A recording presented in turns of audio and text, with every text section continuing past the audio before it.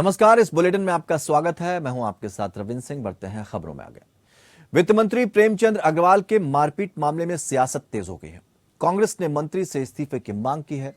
देहरादून में कांग्रेस ने मंत्री प्रेमचंद अग्रवाल का पुतला फूंका और उनके खिलाफ जमकर नारेबाजी की। इस मामले में विपक्ष लगातार हमलावर है। वीडियो वायरल होने के बाद विपक्ष को एक बड़ा मुद्दा मिल गया। कांग्रेस ने मंत्री पर सत्ता की हनक होने का आरोप लगाया।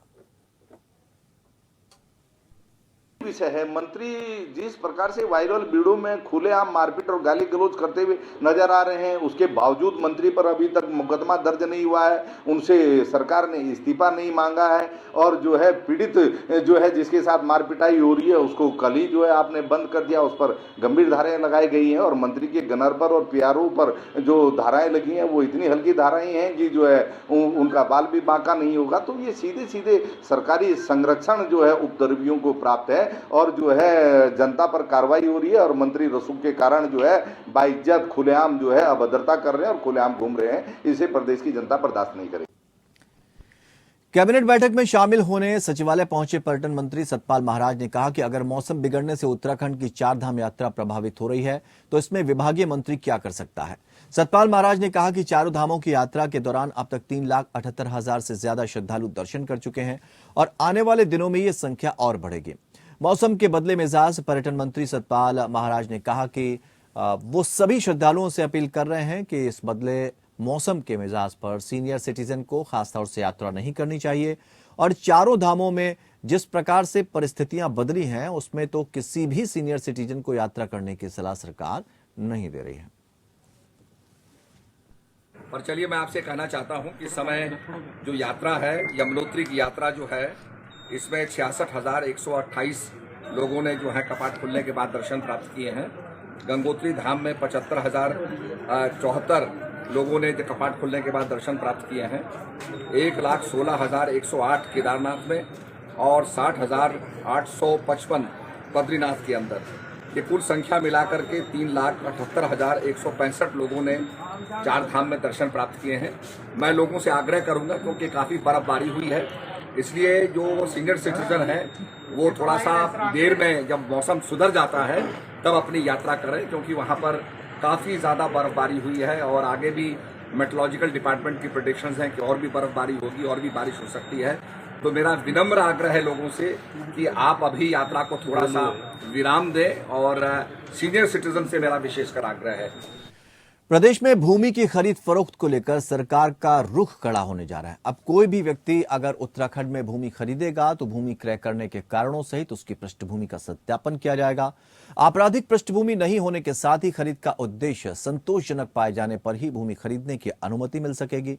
मुख्यमंत्री पुष्कर सिंह धामी के इस मामले को लेकर गंभीर होने के बाद शीघ्र ही नई व्यवस्था को कानूनी शक्ल देने की तैयारी है। वन, नदी नालों के किनारे और बस्तियों के इर्द गिर्द सरकारी भूमि पर अवैध तरीके से मजारों के निर्माणों को लेकर सरकार सख्ती बरतना प्रारंभ कर चुकी है। पूरे प्रदेश में ऐसे अतिक्रमण चिन्हित किए जा रहे हैं। वहीं अतिक्रमण को हटाने की कार्रवाई चल रही है। अंदेशा जताया जा रहा है कि आपराधिक पृष्ठभूमि के व्यक्ति भूमि की खरीद फरोख्त में संलिप्त हैं। सरकारी जमीनों पर अलग अलग रूप में अवैध कब्जे भी किए गए हैं। घटना है, दुर्भाग्यपूर्ण घटना है। इस घटना का संज्ञान माननीय प्रदेश अध्यक्ष जी महेंद्र भट्ट जी के द्वारा भी लिया गया है और माननीय मुख्यमंत्री पुष्कर सिंह धामी जी के द्वारा लिया गया और माननीय मुख्यमंत्री पुष्कर सिंह धामी जी के द्वारा तत्काल इसमें डीजीपी उत्तराखंड को निर्देशित किया गया कि तुरंत इसकी जांच की जाए, निष्पक्ष जांच होनी चाहिए और न्याय होना चाहिए। और माननीय प्रदेश अध्यक्ष महेंद्र भट्ट जी के द्वारा भी कहा गया है कि सार्वजनिक क्षेत्र में हम लोगों को संयमित रहना चाहिए। तो इस घटना का संज्ञान सभी को है और जांच हो रही है। जांच के उपरांत हल्द्वानी में एक बार फिर से प्रशासन ने अवैध क्लिनिक संचालकों के खिलाफ छापेमारी अभियान चलाया। सिटी मजिस्ट्रेट ऋचा सिंह और एसीएमओ रश्मि पंत द्वारा संयुक्त रूप से छापेमारी की गई है। आज दमू वाढूंगा क्षेत्र में बिना डिग्री के संचालित हो रहे राधा स्वामी क्लिनिक को सील कर दिया गया, जबकि एक मेडिकल स्टोर में अवैध तरीके से लिए जा रहे ब्लड सैंपल के मामले में क्लिनिक को बंद करवा दिया गया। सिटी मजिस्ट्रेट ऋचा सिंह ने बताया कि जिन जगहों पर अवैध तरीके से क्लिनिक चल रहे हैं उनके खिलाफ अभियान चलाया जा रहा है। वहीं प्रशासन की झोलाछाप डॉक्टरों के खिलाफ कार्रवाई लगातार जारी है। हुई है? देखिए, शहर में अलग अलग जगह से इसमें लोग सूचना भी कर रहे हैं, शिकायत भी दर्ज करा रहे हैं कि जिनके पास कोई डिग्री नहीं है, ऐसे जगह जगह अवैध हॉस्पिटल संचालित हो रहे हैं। जिसके क्रम में आज दमोह क्षेत्र में जब जांच की गई तो वहाँ पर एक क्लिनिक हम लोगों ने चेक किया, राधा स्वामी क्लिनिक करके।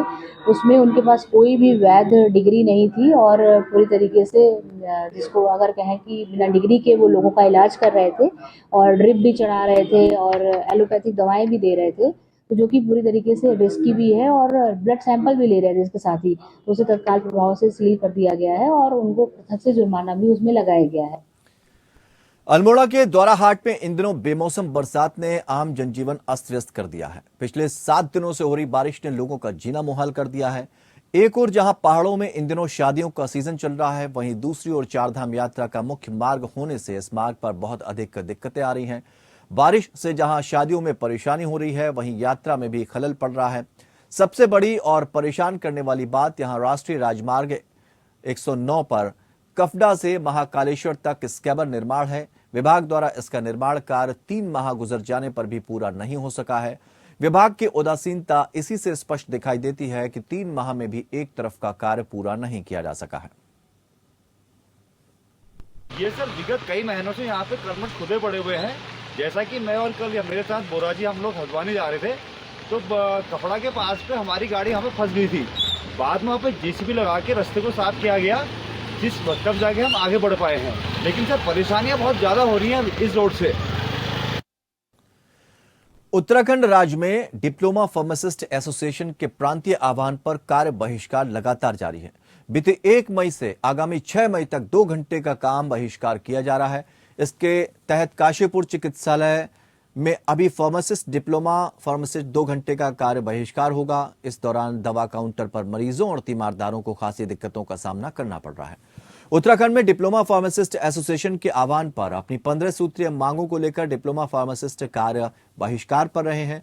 इसी के तहत राज्य के विभिन्न स्थानों के साथ साथ काशीपुर के एलडी भट्ट उप जिला चिकित्सालय के फार्मासिस्ट भी 2 घंटे के कार्य बहिष्कार पर रहे। उन्होंने शीघ्र ही मांगे न माने जाने पर बड़े स्तर पर आंदोलन की चेतावनी दी है। इस एसोसिएशन के जिला मंत्री आरएस रौतेला ने कहा कि मांगे न पूरी किए जाने पर 8 मई से निदेशालय देहरादून में धरना प्रदर्शन शुरू कर दिया जाएगा।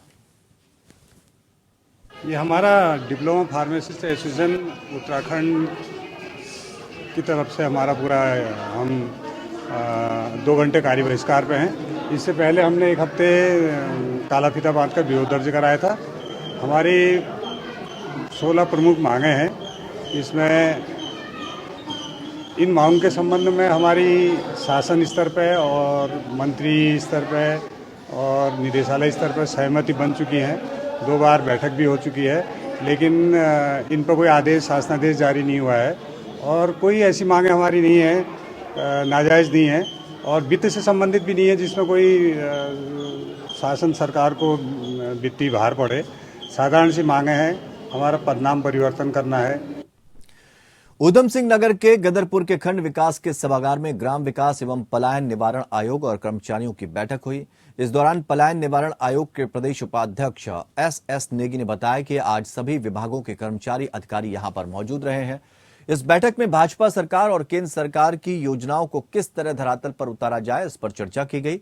गदरपुर क्षेत्र में गोवंश के खुला घूमने की समस्या का भी जिक्र किया गया, जिससे किसानों का बहुत नुकसान हो रहा है। वहीं नीलगाय और बंदर का आतंक भी सामने आया, जिससे किसानों को अत्यधिक परेशानियों का सामना करना पड़ रहा है। वहीं जनहित में योजनाएं बनाने और पानी उपलब्ध कराने के आदेश जल संस्थान के अधिकारियों को दिए गए। ग्राम विकास एवं पलायन निवारण आयोग का ये कार्यक्रम चल रहा है। हर विकास खंड में जा रहे हैं, लोगों से चर्चा कर रहे हैं किस तरह से जो स्थानीय लोग हैं, जो ग्रामीण क्षेत्रों में रह रहे हैं, खासकर जो छोटा किसान है, उसकी आजीविका कैसे बढ़ाई जाए। तो आज गदरपुर विकास खंड में ये बैठक हुई है। इससे पहले हम सुबह बाजपुर में गए थे। इसमें कई बातें निकल के आ रही हैं।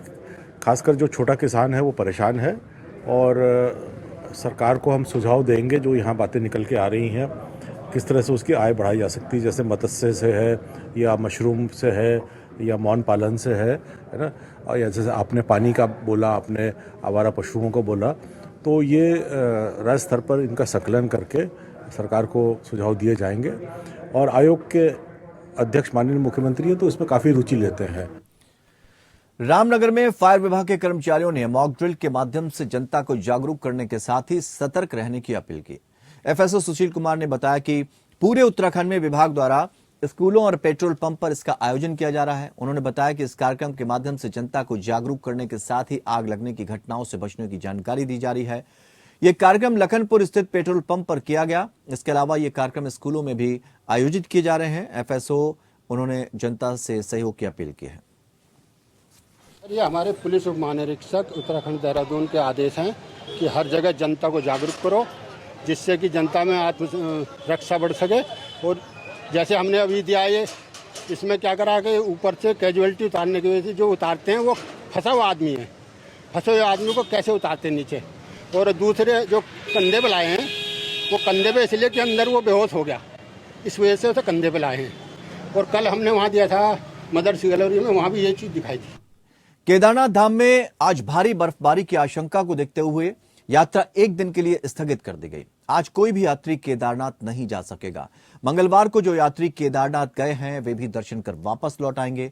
केदारनाथ की स्थितियों का जायजा लेने के लिए खुद राज्य के डीजीपी अशोक कुमार यहां पहुंचे, जहां उन्होंने पुलिस को किसी भी यात्री को गौरीकुंड और सोनप्रयाग से आगे नहीं जाने देने के निर्देश दिए।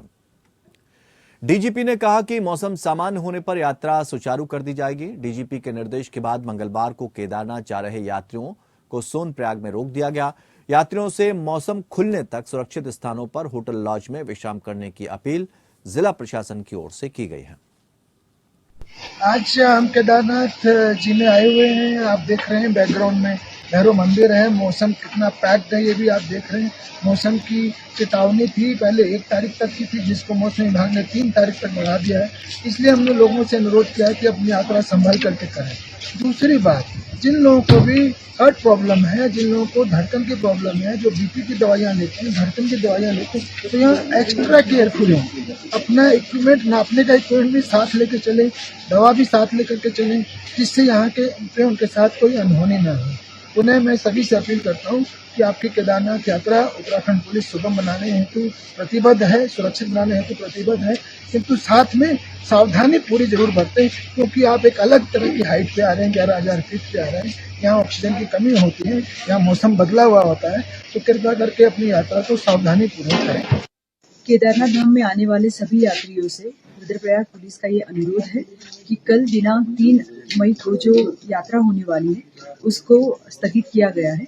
मौसम के पूर्वानुमान को देखते हुए केदारनाथ धाम में अभी लगातार बर्फबारी हो रही है और 3 मई को जो है ऑरेंज अलर्ट भी बताया गया है, जिसको मद्देनजर रखते हुए 3 मई की जो यात्रा है वो किसी कारण से मौसम के कारण से जो है वो रोकी गई है। तो सभी यात्रियों से अनुरोध है कि वो जहाँ भी है वही उसी जगह पे रहे और केदारनाथ धाम की तरफ आने की कल कोशिश न करे। ये सभी से हमारा अनुरोध है। केदारनाथ हेली सेवा के लिए तीसरे चरण की बुकिंग आज से शुरू हो गई। इस बार 8 से 10 मई तक के लिए टिकट बुकिंग हो सकेगी। IRCTC की वेबसाइट पर यह जानकारी मौजूद है। अंतिम समय पर निरस्त होने वाली टिकटों के लिए उपलब्ध होने वाली सीटों के लिए भी यात्रियों से वेबसाइट पर नजर बनाए रखने के लिए कहा गया है। इस बीच कंपनी ने अपनी वेबसाइट पर 26 फर्जी कंपनियों की लिस्ट जारी कर लोगों से सावधान रहने के लिए कहा है।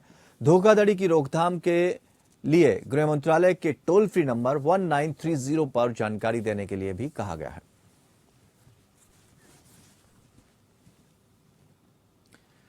कैबिनेट मंत्री प्रेमचंद अग्रवाल का ऋषिकेश के स्थानीय व्यक्ति के साथ मारपीट का एक वीडियो जमकर वायरल हो रहा है। प्रेमचंद अग्रवाल ने मामले पर अपनी सफाई भी दी। दूसरी तरफ अब कांग्रेस ने प्रेमचंद अग्रवाल के खिलाफ मोर्चा खोल दिया है। कांग्रेस की प्रदेश प्रवक्ता गरिमा दसोनी ने इस मामले में अपना बयान जारी करते हुए कहा कि जिस तरह का व्यवहार प्रेमचंद अग्रवाल कर रहे हैं वो सही नहीं है। पर गगरी छलकत जाए, ये हाल है यहाँ उत्तराखंड के भाजपा के कार्यकर्ताओं का, नेताओं का, पार्षदों का, विधायकों का। और अब तो वित्त मंत्री या शहरी विकास मंत्री प्रेमचंद अग्रवाल का एक बहुत ही शर्मनाक वीडियो वायरल हो रहा है, जिसमें वो एक युवक की मात्र गाड़ी छू जाने की वजह से या जाम की स्थिति की वजह से बौखलाकर अपने गनर के साथ मिलकर मारकुटाई कर रहे हैं। कहीं ना कहीं अजय और अमर होने का वरदान शायद प्रेमचंद अग्रवाल को प्राप्त है, क्योंकि विधानसभा बैकडोर नियुक्ति में भी हमने कर्मियों को तो बाहर निकलते देखा, लेकिन रितु खंडूरी प्रेमचंद अग्रवाल का बाल बांका नहीं कर पाई। मुख्यमंत्री आज तक प्रेमचंद अग्रवाल के तमाम वाक्यों के बावजूद भी बाल बांका नहीं कर पा रहे हैं। अब देखने वाली बात होगी कि सरकार इस मामले में भी क्या कदम उठाती है। काशीपुर में कल देर शाम एंटी ह्यूमन ट्रैफिकिंग टीम ने स्थानीय पुलिस टीम के साथ बाजपुर रोड स्थित कैफे और स्पा सेंटर में छापेमारी की। यह कार्यक्रम ट्रैफिकिंग टीम इंचार्ज बसंती आर और सीओ वंदना वर्मा के नेतृत्व में की गई। इस दौरान काशीपुर सीओ वंदना वर्मा ने बताया काफी समय से कुछ होटल, कैफे और स्पा सेंटर्स पर अवैध तरीके से काम हो रहे थे, जिसकी लगातार शिकायतें मिल रही थी। उसकी गोपनीय तरीके से जांच भी की गई। देर शाम एंटी ह्यूमन ट्रैफिकिंग टीम और काशीपुर पुलिस ने होटलों और मॉल में स्पा सेंटर, कैफे पर कार्रवाई की, लेकिन उससे पहले ही कुछ लोग भाग निकले। पुलिस टीम ने उनसे फोन पर संपर्क करना चाहा और अन्य तरीकों से संपर्क करने की कोशिशें भी की, लेकिन नाकामयाब रही। संपर्क न होने पर पुलिस द्वारा एक नोटिस लगाकर चेतावनी दी जाएगी। साथ ही एंटी ह्यूमन ट्रैफिकिंग सेल कोतवाली में जाकर अपना वेरिफिकेशन भी करवाना होगा। स्पा सेंटर और कैफे के शीशों पर किसी भी प्रकार का पोस्टर नहीं लगाया जाएगा। साथ ही सीसीटीवी कैमरे के अंतर्गत कैफे और स्पा सेंटर चलाए जाएंगे। जो नियमों का पालन नहीं करेगा उन पर कठोर कार्रवाई की जाएगी। समय से ये काशीपुर क्षेत्र में कुछ होटलों में और इसमें अवैध स्पा सेंटरों पे कुछ अवैध कार्य होने की हमारे पास शिकायतें आ रही थी, जिसको हमने गोपनीय तरीके से वेरीफाई भी कराया था।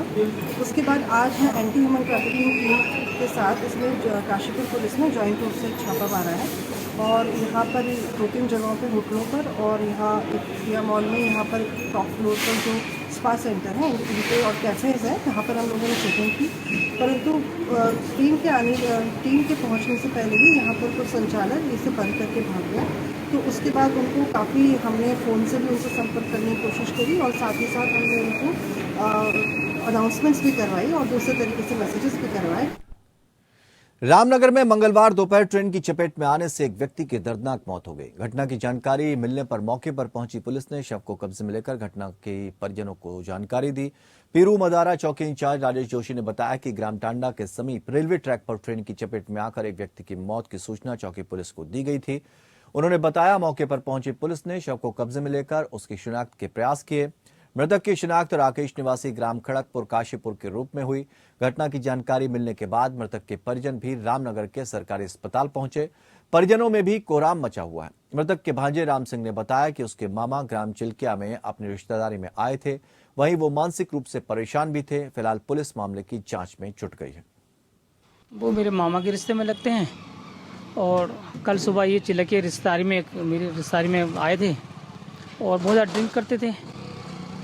कल बता के आए वैसे घर से, और ये 1 साल से ज़्यादा बहुत ड्रिंक कर रहे थे और इवन कंडीशन की ये हो रखी थी कि नशे में कहीं भी पड़े रहना। रास्ते में कई बार हम लोग उठा के लेके आते थे इनको और रास्ते में पड़े रहते थे। लोग बचने के लिए इनको साइड करके चले जाते थे। कई बार तो शराब बहुत ज़्यादा पीते थे, सुबह से शुरू हो जाते थे, खाना नहीं खाते थे, शराब पीते रहते थे।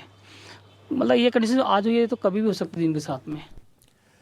पूरे प्रदेश की यात्रा पर निकले मानस खंड झांकी रथ को स्थानीय विधायक राजकुमार पोरी ने हरी झंडी दिखाकर पौड़ी से श्रीनगर गढ़वाल के लिए रवाना किया। गणतंत्र दिवस परेड में विभिन्न राज्यों में भारत सरकार के मंत्रालयों की 27 झांकियों में से पहले स्थान पर रहा मानस खंड झांकी रथ पौड़ी पहुंची, लेकिन खराब मौसम के कारण उसे बस अड्डे में ही खड़ा करना पड़ा। आपको बता दें कि 18 मई तक प्रदेश के ब्लॉक मुख्यालयों और मुख्य शहरों में घूमकर प्रदर्शन करने के लिए निकले इस रथ में जागेश्वर मंदिर, Corbett national park, apple art और वनों को दर्शाया गया है। विधायक राजकुमार पौरी ने झांकी के गणतंत्र दिवस परेड में पहले स्थान पर रहने पर खुशी जाहिर की। उन्होंने इस दौरान पूरे प्रदेश में यात्रा पर निकले मानस खंड झांकी रथ की सुखद यात्रा की कामना की। इसका विषय है कि हम सब लोग जो हमारे उत्तराखंड की झांकी गणतंत्र दिवस में प्रतिभाग किया था, जिसको प्रथम स्थान मिला था, उस झांकी के दर्शन करने के लिए आज जो है प्रत्येक उत्तराखंडवासी जो है अपने अपने स्थानों में उसके दर्शन कर रहे हैं। ये बड़ा सौभाग्यशाली दिन है। ये झांकी जो है प्रत्येक क्षेत्र में जाने वाली है पूरे उत्तराखंड में, और कुमाऊं क्षेत्र से शायद शुरू हुई है, आज पौड़ी में पहुंची है मैं झांकी का बहुत बहुत स्वागत करते हुए यहाँ से आगे उनका जो सफ़र है वो मंगलमय हो। तो इस बुलेटिन में फिलहाल इतना ही, लेकिन खबरों का सफर लगातार जारी रहेगा। जुड़े रहिए हमारे साथ।